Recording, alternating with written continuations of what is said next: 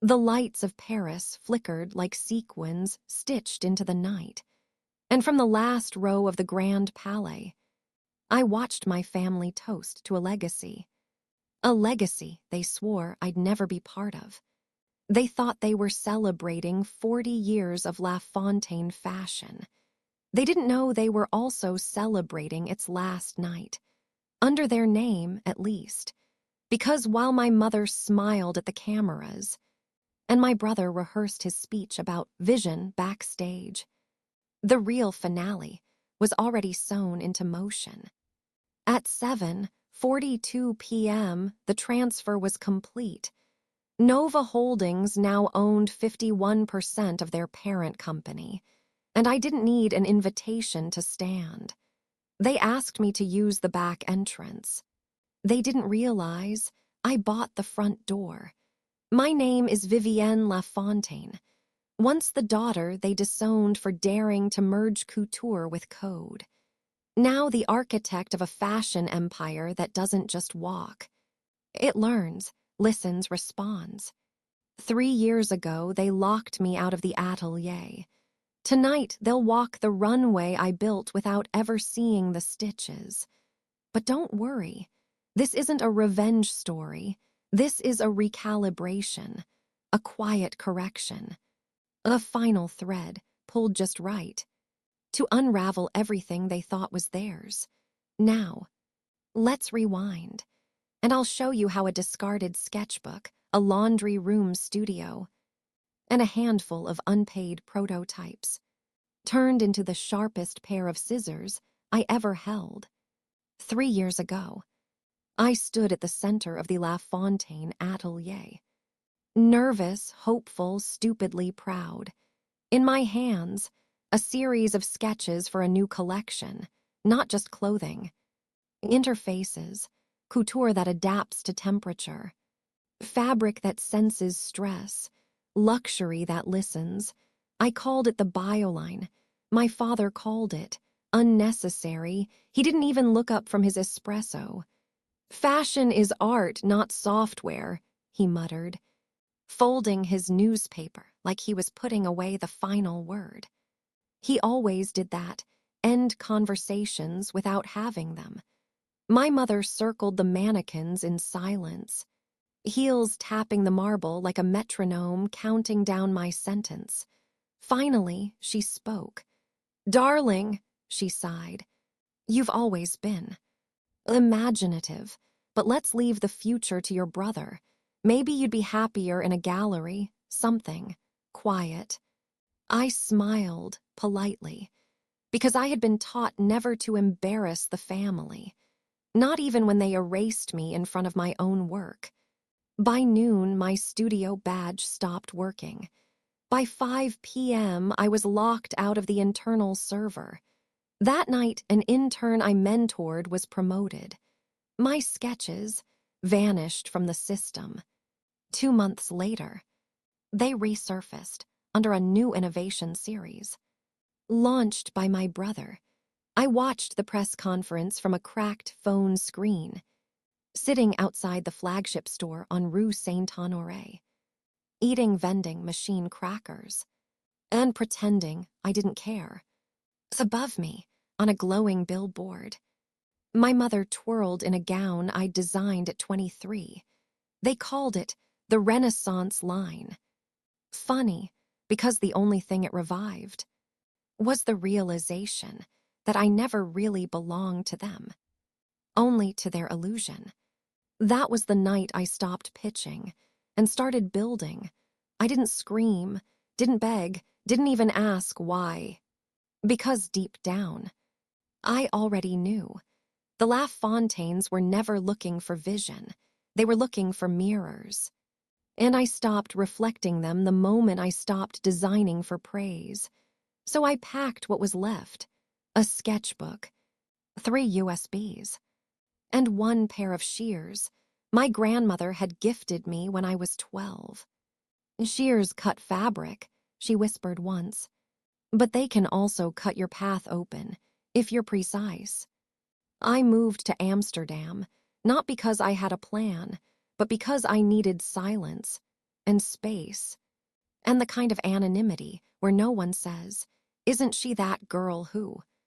My first studio wasn't really a studio.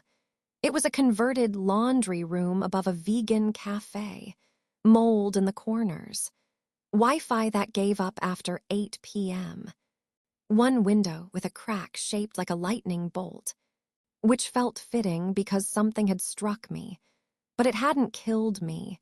It was here, in the hum of isolation, that I built again, not for them, not for applause, just to see if the idea still had a heartbeat. I opened my sketchbook, reread every rejection note I had ever received, printed out the anonymous design theft articles. Yes, they were talking about me, and taped them on the wall. Not out of bitterness, but as blueprint. Every no would be a needle, every insult a thread. I named it Nova, not after stars, but after the Latin novus, new cut, new form, new rule book. The first prototypes failed. The second batch overheated. The third batch caught fire.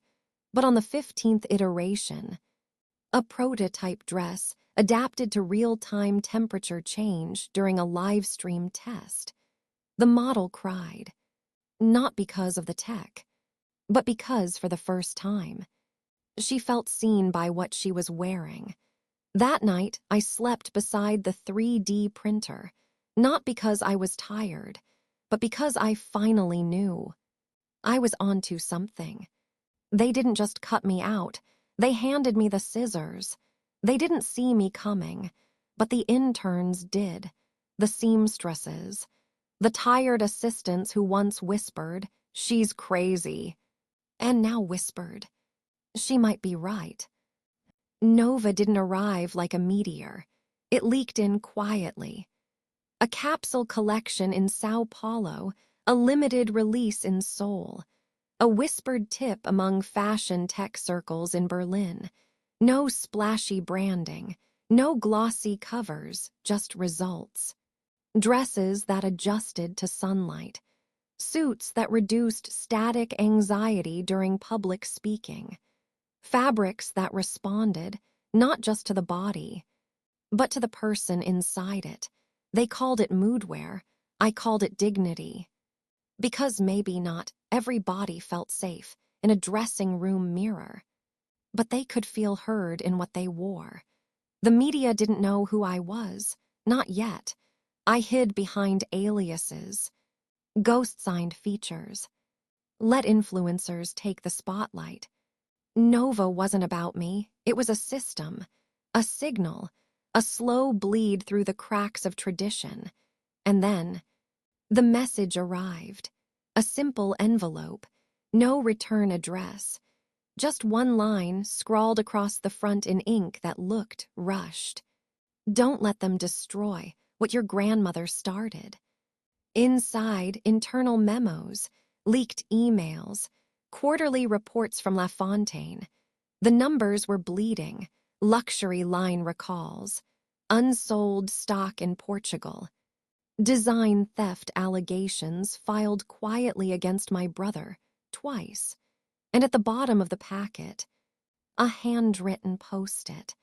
You didn't deserve what they did to you, but you do deserve a chance to finish what you began. It was signed in old-school fountain ink. Elise, head pattern maker, retired 5 years ago, the only one who ever taught me how to match thread to skin tone.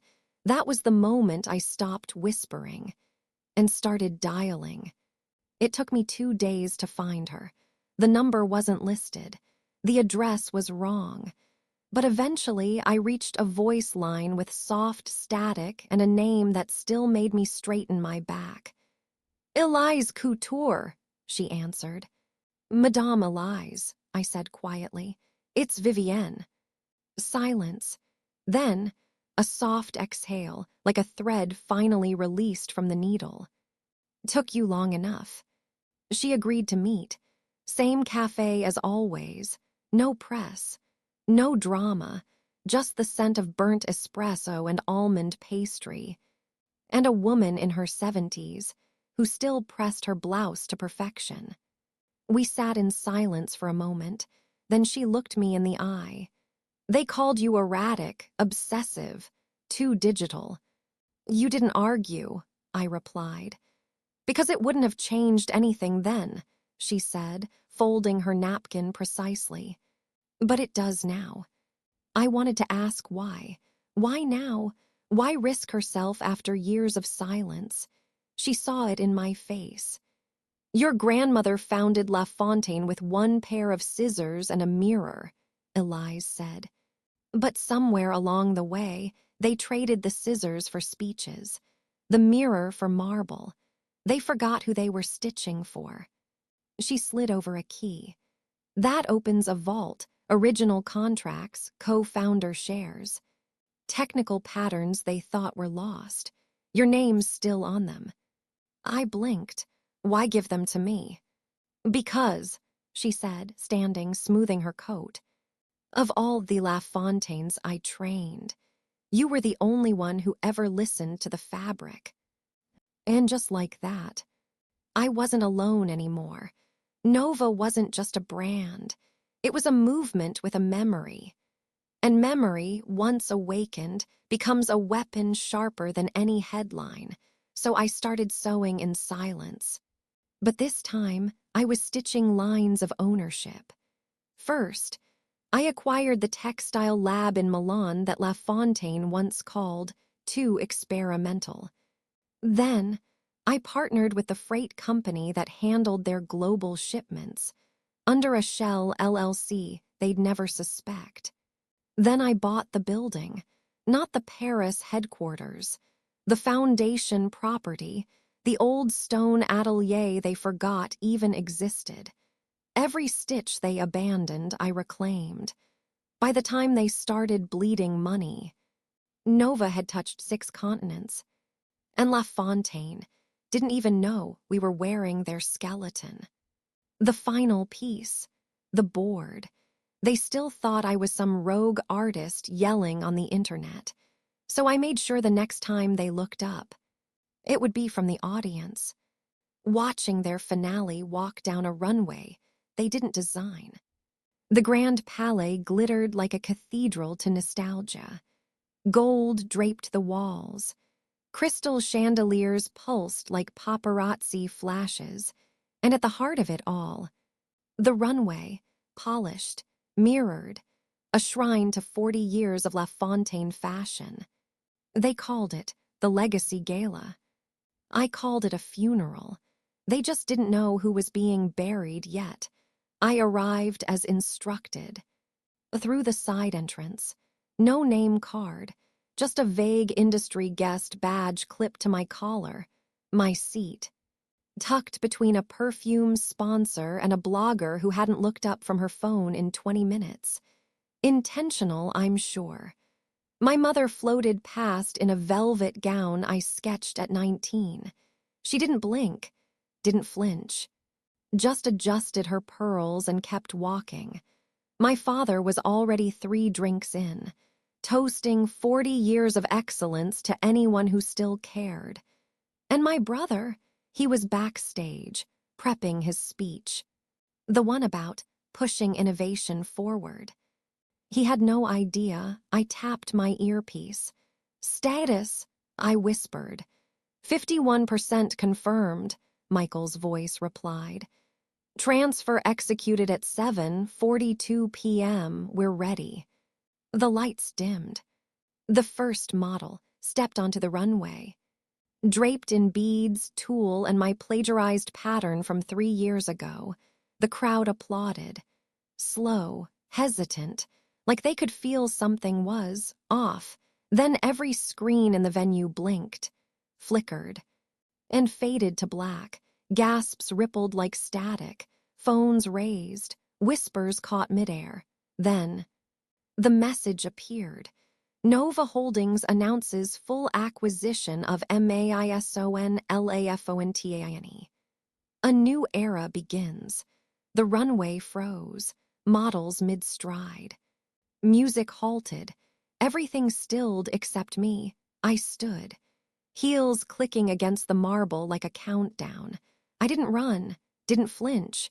I walked the runway alone, past stunned editors, silent sponsors, blinking shareholders.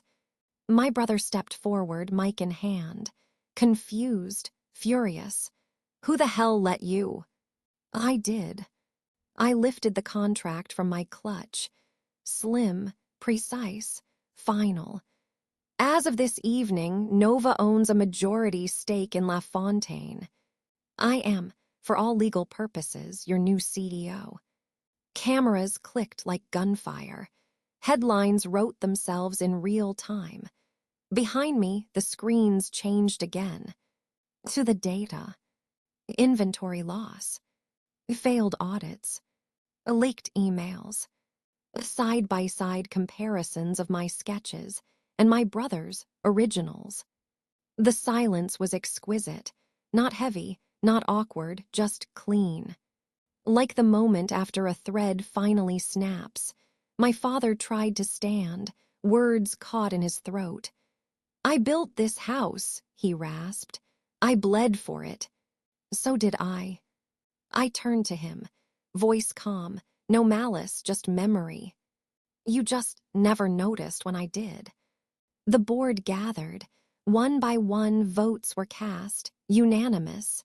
Full transfer of operational control. Leadership restructure. Rebrand approved, not a coup, a correction. I handed my family each a folder. Inside, the buyback option, 4% ceremonial stake. The clause they may stay on as honorary consultants. No executive power. And a letter, not from me, from her, my grandmother. Elise found it in the archives. One line stood out. "A true couturier knows when to stitch and when to tear everything apart." My mother read it, then cried. Not for the cameras, not for show, just enough. "Why didn't you tell us sooner?" As she whispered. "I did," I said gently. 3 years ago, but none of you were listening." The LaFontaine office no longer smelled like cigars and expensive cologne. Now it carried the scent of fresh cotton, jasmine tea, and ambition. The old leather chairs were gone, replaced by AA-controlled pattern tables. The mahogany boardroom, gutted.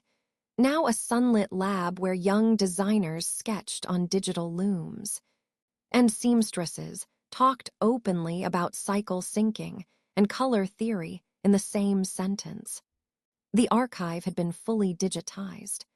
From 1952 to now, every sketch, every show, even the ones they'd erased my name from, especially those. I kept the original Nova prototype in a glass box. Next to it, my grandmother's shears, still sharp. Michael, my COO, stepped in holding a cream envelope. "Your mother dropped this off," he said. I nodded, opened it. No perfume, no embellishments, just a photograph, me at 5, tangled in thread, laughing beside her sewing machine. On the back, in handwriting I hadn't seen in over a decade. "You never stopped stitching, did you? Even when we cut you out, we were wrong. So wrong. Love. Mammon." I didn't cry, not this time. Instead, I slipped the photo into my desk drawer, right beside the original blueprint for the Nova dress, the one she once called a gimmick.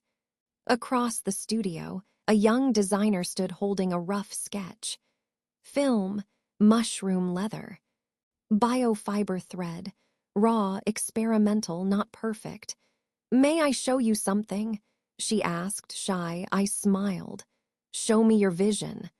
Because in this house, no thread gets dismissed, no designer gets erased, and no daughter has to beg to be seen. Some stitches aren't meant to stay hidden. They hold everything together. If they ever tell you your work is too strange, too soft, too smart, too loud, remember, they tried to cut me out. And I made a hole, new label from the thread they threw away.